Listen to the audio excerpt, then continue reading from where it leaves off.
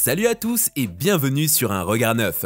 On part sans attendre à la découverte de scènes complètement choquantes qui se sont déroulées en plein tribunal, que ce soit aux États-Unis, en France ou dans d'autres pays du monde. Lindy Jones. En 2022, en Caroline du Sud, s'est déroulé le procès de Lindy Jones, un jeune Américain de 22 ans reconnu coupable de meurtre et de possession d'armes. Jones a admis avoir tué violemment Willie Fields, 18 ans, 3 ans auparavant. Willie était un ami de Jalen, le frère cadet de Lindy Jones, et le drame a eu lieu dans la résidence même des Jones. Willie venait d'arriver quand Lindy lui a tiré dessus à 4 reprises alors qu'il était dans sa voiture à cause d'une dispute qu'ils avaient eue précédemment. Par la suite, Jones et Jalen ont dissimulé le corps dans une forêt proche et, inquiète de l'absence de son fils, la mère de Willie a utilisé une application pour localiser son téléphone. Le signal a d'abord été détecté chez les Jones, puis près de l'endroit où la voiture de Willie a été retrouvée. Le lendemain, la police a découvert le corps de Willie dans la forêt, non loin de la maison des Jones. Lindy Jones a alors été arrêtée et inculpée pour meurtre. Lors de l'audience finale qui a eu lieu en 2022, une série d'événements dramatiques s'est déroulée. Angela Fields, la mère de la victime, a lu un texte exprimant sa douleur et son chagrin pour la perte de son fils unique. Pendant qu'elle parlait, Lindy Jones, l'accusée, se tenait à quelques centimètres. Mais la situation est devenue trop difficile pour Willie Fields Sr., le père de la victime. Submergé par l'émotion, il se précipite vers Jones et réussit à le frapper à plusieurs reprises avant que les agents de sécurité n'interviennent et ne le maîtrisent. Just what they took from me. They took away my only child.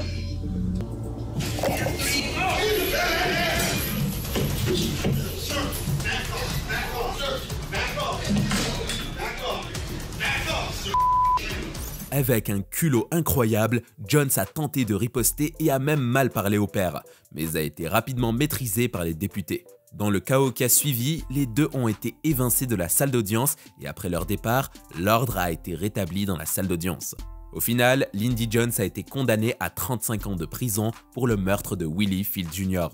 Son frère, Jalen, quant à lui, vu qu'il était mineur à ce moment-là, a été condamné à 6 ans dans un centre pour jeunes délinquants pour avoir été complice et l'avoir aidé à cacher le corps.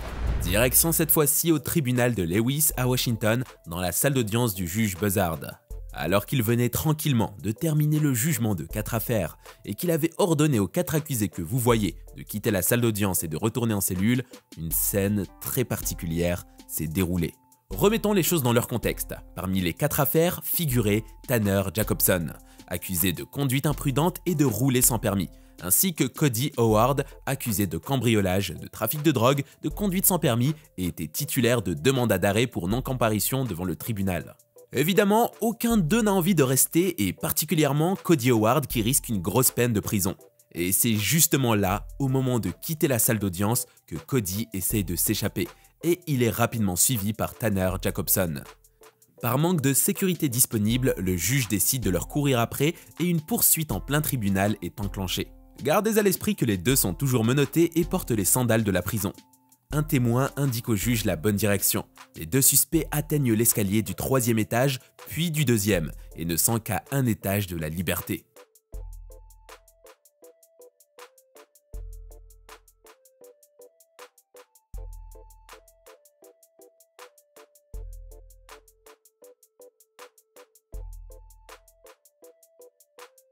Bon, le juge Buzzard est en pleine forme, il gagne du terrain et finit par attraper le premier accusé tout pile à la porte de sortie. 2 adjoints arrivent quelques instants plus tard et le ramènent à une cellule. Et je vous rassure, l'autre n'a pas fait long feu non plus, et il a été rattrapé quelques minutes plus tard. En plus des charges qui étaient retenues contre eux, ils ont rajouté à leur dossier une tentative d'évasion. Leur tentative a d'ailleurs fait un énorme buzz sur internet et ils ont même eu le droit à leur propre interview.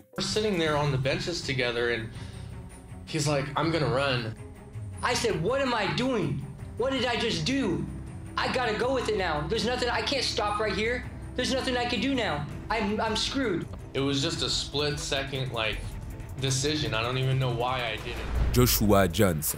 On vient de le voir, certains tentent par tous les moyens d'échapper à la prison. Il y en a qui courent, d'autres qui font autre chose, bref, chacun sa méthode. Mais il y en a beaucoup qui font semblant d'être fous pour être jugés inaptes et éviter la prison.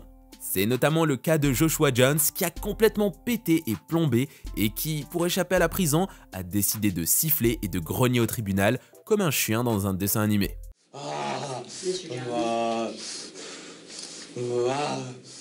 You stated this time you are currently unemployed. I am going to pre-qualify. Il s'est retrouvé au tribunal après avoir été accusé du meurtre de sa petite amie enceinte. Quand les policiers ont voulu l'attraper, Jones a mené une folle course-poursuite en voiture avec la police, dépassant les 160 km/h en ville. Et il a également tiré 3 fois sur un policier avant de prendre la fuite. Sachant que c'était cuit pour lui, Jones se plaidait la maladie mentale et il a donné sa meilleure performance, ouvrant la bouche, mordant ses propres lèvres, serrant les dents et grognant. Lorsqu'on lui a posé des questions, il a tenu son rôle à merveille et a répondu avec la voix de Batman. On se demanderait presque comment le juge a fait pour ne pas éclater de rire. Are you currently employed? No. Do you want me to screen you for an attorney? No. Malgré ce comportement étrange, il a réussi à répondre correctement aux questions du juge et à signer son nom, ce qui a conduit à rejeter sa défense basée sur la maladie mentale.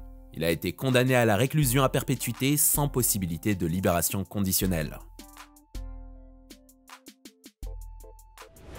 Jordan Fuss. Cet homme s'appelle Jordan Fuss, âgé de 22 ans et a été reconnu coupable d'homicide involontaire après avoir causé un accident en état d'ivresse et avoir tué un enfant de 6 ans.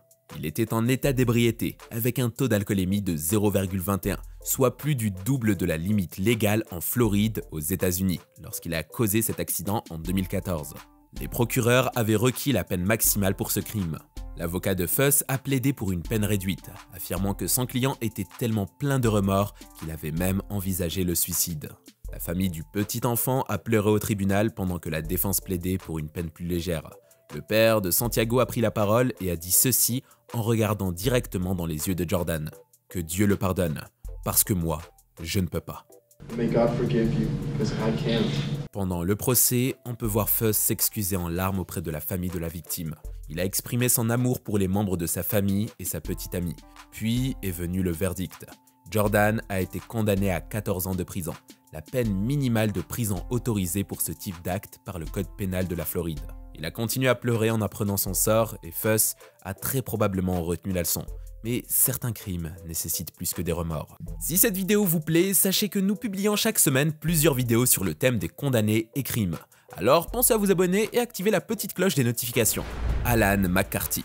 En 2018, Alan McCarty a été arrêté et accusé d'avoir proféré des menaces de mort contre un juge qu'il croyait à tort responsable de lui avoir enlevé ses enfants dans une affaire de garde d'enfants. Un an plus tard, son procès commence devant un autre juge, et vous allez le voir, il décide de ne pas être poli du tout. Le juge lui demande de jurer qu'il dira la vérité en levant la main droite comme le veut la procédure, mais il n'est pas d'accord. We haven't started the trial yet. It doesn't matter. You still deny it. You wanna Take my kids from me and act like that? You ain't that. Bon, vous l'avez vu, impossible de continuer l'audience. Le juge décide de le sortir et il est finalement reconnu coupable. Il revient le mois suivant pour la condamnation, mais ça ne lui a pas servi de leçon. Il continue de se comporter de manière irrespectueuse. En réponse à son comportement, le juge le condamne à 15 ans de prison pour le premier chef d'accusation et à 5 ans supplémentaires pour les menaces et insultes, pour un total de 20 ans. McCarty purge actuellement sa peine dans une prison d'État en Floride. Ryan Stones. Ryan Stones a été accusé d'une série de crimes à travers le pays, y compris des enlèvements et des agressions qui ont été capturées et diffusées en direct. Il a mené la police dans une poursuite dangereuse après avoir détourné une voiture avec un enfant de 4 ans à l'intérieur. Stone a conduit de manière totalement folle à 160 km/h, causant de nombreux accidents et blessures. Et on aurait presque l'impression que ce sont des extraits tirés du jeu GTA. On le voit même menacer un civil innocent sur l'autoroute, le jeter hors de la voiture avant de continuer dans le nouveau véhicule.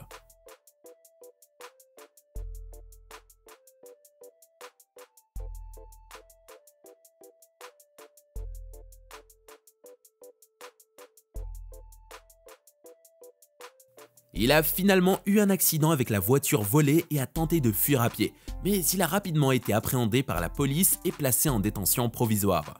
La folie, c'est qu'après cette scène d'inconscience totale, au lieu de regretter, il s'est vanté d'avoir fait le buzz et a demandé de l'argent pour l'utilisation de ses images de poursuite par les médias. Stone a été accusé de 26 crimes impliquant l'enlèvement, des vols de véhicules, des agressions et une poursuite avec la police. L'audience de détermination de la peine de Stone a été émouvante au tribunal. De nombreuses victimes qui ont été blessées physiquement ou mentalement parlaient de l'impact de ces crimes sur leur vie. Stone a finalement pris la parole lors de l'audience. Il a pleuré, exprimé des remords pour ses actions et s'est excusé auprès de ses victimes. Et c'est un petit peu ironique, alors que la même semaine, il s'était enregistré en train de rire et de se vanter de ses crimes. Lors du jugement, on le voit pleurer et supplier la cour après avoir finalement réalisé la gravité de ses actions. Malgré ses excuses, le juge de l'affaire n'a pas été ému, d'autant que Stone avait montré un comportement criminel répété et qu'il représentait une menace pour la société. Le juge a prononcé la peine maximale possible. Stone a plaidé coupable à toutes les accusations et a été condamné à 160 ans de prison sans possibilité de libération conditionnelle. Stone était en larmes quand il a appris qu'il passerait le reste de sa vie en prison. Ricky Hand. Originaire de Springfield, dans l'Ohio, Ricky Hand est un voleur qui a tenté de cambrioler une épicerie avec une arme. Mais mauvaise surprise pour lui, le propriétaire était présent, armé lui aussi, et n'a pas hésité à lui tirer sur le bras pour se protéger. Le propriétaire appelle la police pour les prévenir de la situation qui s'empresse d'arriver sur place.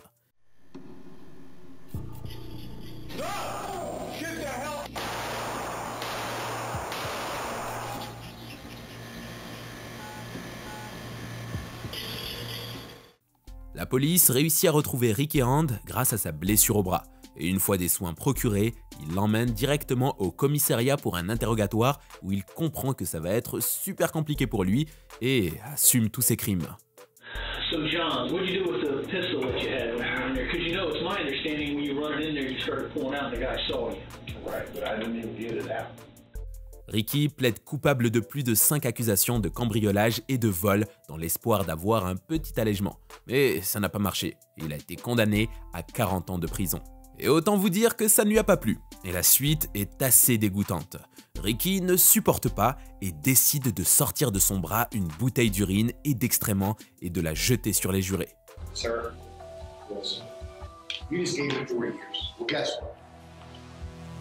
Sir, what's this here?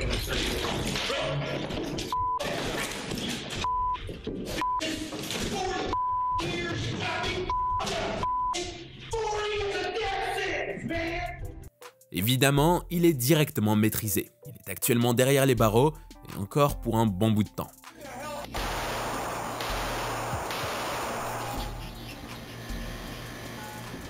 Antonio Rosales. On retourne en Floride, lors du procès d'Antonio Rosales. Rosales est accusé d'avoir traîné une fillette de 10 ans dans une ruelle isolée où il l'aurait agressée et violée. Déjà connu des services de police pour des faits similaires, la procureure fait son plaidoyer final et traite Rosales de pédophile. Mais cette accusation ne lui plaît visiblement pas du tout. Et Rosales pète un câble. Il saisit un clavier et brise l'écran de l'ordinateur sur la table de la défense.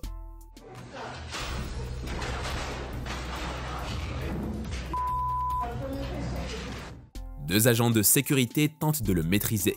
Ils le font tomber au sol, mais Rosales continue à s'agiter et il faudra l'intervention de plusieurs autres policiers pour l'arrêter.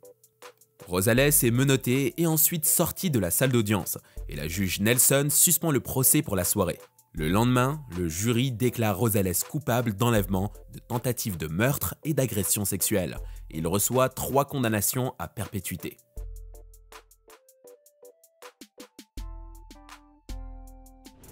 À l'intérieur du tribunal du comté de Highland, situé dans l'Ohio, on peut voir des officiers prenant en charge Nicolas Garrison, 34 ans, qui vient d'être condamné pour possession de drogue. Le truc, c'est qu'il a d'autres plans que la prison en tête et décide de tenter l'évasion. Reprenons depuis le début pour mieux comprendre la situation. Comme vous allez le voir, Garrison choisit le moment où les 2 officiers lui tournent le dos pour prendre la fuite. Il parvient à se faufiler entre 2 officiers et le 3e n'est pas de taille à rivaliser avec sa rapidité. Garrison se dirige vers les escaliers au moment où l'officier Ben Reno fait un saut impressionnant par-dessus la balustrade pour le rattraper. Mais Garrison échappe à sa prise et réussit à s'évader du tribunal. Nicolas Garrison parviendra à se soustraire à la police pendant près de 4 jours avant d'être finalement arrêté. Il se voit maintenant infliger des accusations supplémentaires pour cette évasion audacieuse du tribunal. Quant à l'officier Reno, qui a fait preuve d'un courage exceptionnel en sautant dans les escaliers, il a malheureusement subi 4 côtes cassées et une légère commotion cérébrale. Malgré ses quelques blessures graves, il s'est complètement rétabli après quelques semaines. Adam Saderly a fait les gros titres en 2016 lorsqu'il a utilisé une insulte raciale contre un juge noir qui s'occupait de son affaire. Adam, 36 ans, se trouvait devant la cour à Louisville, aux États-Unis pour une audience liée à des accusations de drogue.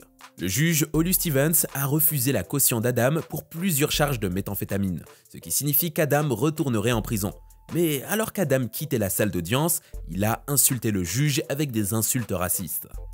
Is there something that you wish to say to me? No, it's my brother. Oh, is that to your brother? Yes, Because I sir. heard you say a racial epithet. No, I didn't mean it like that. Oh, you didn't mean it like No. that? Well, I'll tell you what, I'm going to hold you in contempt of court for having said that. Le juge l'a condamné à 60 jours de prison pour outrage à la cour, mais un jour plus tard, le juge a donné à Adam une chance de réduire sa peine à 1 jour s'il s'excusait. Adam a saisi cette opportunité avec gratitude et s'est excusé, disant que l'insulte raciale était destinée à son frère. Le juge a déclaré qu'il ne voyait pas comment l'insulte raciale pourrait être destinée à son frère et qu'il était irrespectueux d'utiliser un tel langage au tribunal. Mais il a accepté les excuses. Il a ensuite réduit la peine de 60 jours à seulement 1 jour. Dominic Slaughter. Dominic Slaughter, 29 ans, de Détroit, Michigan, devait se rendre pour commencer à purger sa peine de prison d'1 an pour possession d'une carte de crédit volée et port d'armes dissimulées. Initialement, malgré ses violations de probation et des mandats d'arrêt non résolus, la juge Kelly Ramsey lui avait permis de rester en liberté sous probation et avec un bracelet GPS pendant qu'il travaillait pour payer ses dommages et intérêts. Mais 14 mois après sa condamnation, lorsqu'il était censé se rendre pour commencer sa peine de prison, Slaughter a été informé qu'il n'avait pas respecté ses ordres de probation. Il n'a pas payé ses frais, coûts ou restitutions, n'a pas résolu ses 6 mandats d'arrêt en attente et a même obtenu 4 mandats supplémentaires.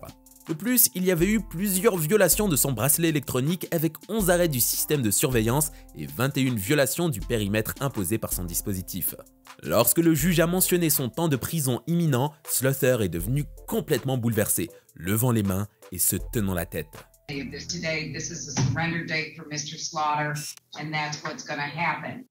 If there is a violation of probation filed or a tether violation filed subsequent to this, then you'll receive notice and will...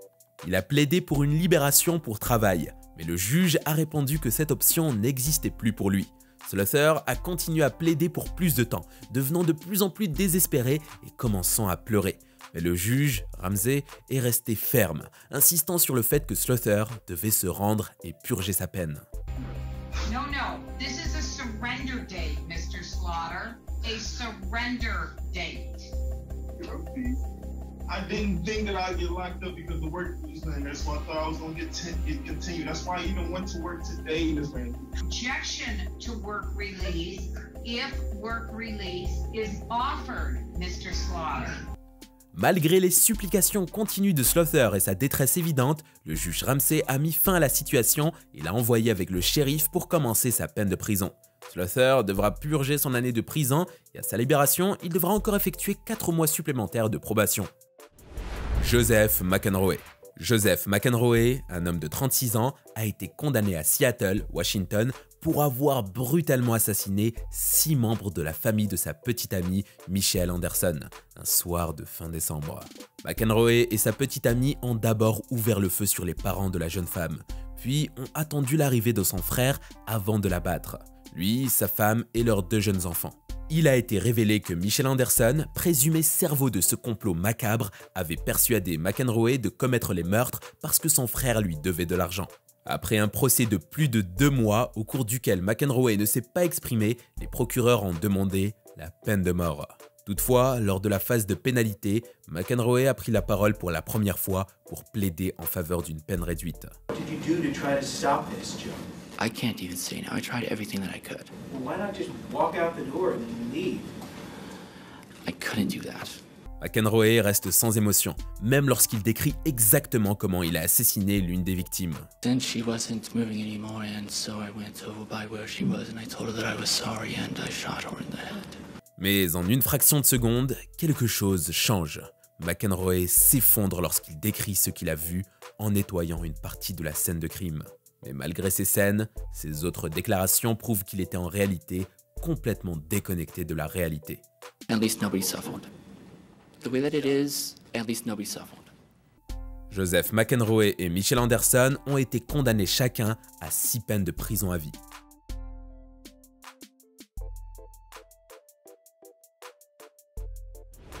Colton Harris Moore. À seulement 16 ans, ce jeune était le criminel le plus recherché par le FBI. Colton Harris Moore, de Washington, est mieux connu sous le nom du bandit aux pieds nus. La raison est qu'il a commis beaucoup de ses vols pieds nus et a même laissé derrière lui des empreintes de pieds en craie et le mot SIA qui signifie en abréviation « à bientôt » pour provoquer les enquêteurs. Il est responsable d'environ 100 vols à Washington, dans l'Idaho et au Canada. Il volait principalement des véhicules, et particulièrement des voitures, des avions et des bateaux de vitesse. Il a même volé un avion de 600 000 $, le faisant atterrir en catastrophe dans un lac aux Bahamas. Il vivait dans les bois en tant que survivaliste et entrait souvent par effraction dans des maisons simplement pour voler de la nourriture ou prendre un bain. Finalement, Colton a été capturé et emmené en prison. Lors de son audience, contrairement au précédent de la vidéo, il a plutôt bien réagi et a assumé ses actes. Il aurait pu être condamné à la prison à vie, mais Colton a accepté la responsabilité de ses actions et a plaidé coupable, puis a été condamné à seulement 6 ans et demi de prison. Luis Bracamontes. Luis Bracamontes est un homme qui a attiré l'attention nationale aux États-Unis pour ses crimes horribles et son comportement provocateur en plein tribunal. Il est surtout connu pour avoir tué 2 policiers et en avoir blessé d'autres dans une série d'incidents violents qui se sont produits en octobre 2014 lors d'une fusillade qui a duré plusieurs heures. Il a également été accusé d'avoir blessé d'autres personnes et d'avoir volé plusieurs véhicules pour tenter de fuir la police. L'incident a déclenché une vaste chasse à l'homme qui a duré des heures et s'est étendue sur plusieurs comtés de Californie. Finalement, Bracamontes a été capturé et arrêté. Lors de son procès, il a fait sensation par son comportement provocateur, déclarant à plusieurs reprises qu'il ne regrettait pas ses actions et qu'il souhaitait tuer plus de policiers. À plusieurs reprises, il a interrompu les procédures pour lancer des insultes et des menaces aux membres de la cour, aux témoins et à ses propres avocats. À un moment donné, il a même demandé à être exécuté, affirmant qu'il préférait mourir plutôt que de passer le reste de sa vie en prison.